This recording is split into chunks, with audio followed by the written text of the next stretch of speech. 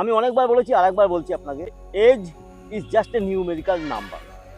বয়স হয়ে গেছে বলে কোনো কথা নেই। আমার খুব প্রিয় স্টুডেন্ট, স্যারের বয়স 67। চলুন দুটো আসন দেখাই স্যার, ফিস্টে। হ্যাঁ, রিভার্স টেবিল, মাথাটা নিচের দিকে দিয়ে দিন ইম্প্যাক্টের জন্য। এবার টেনে নেব,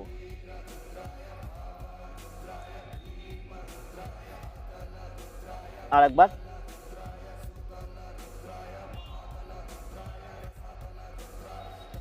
টেনে নেব।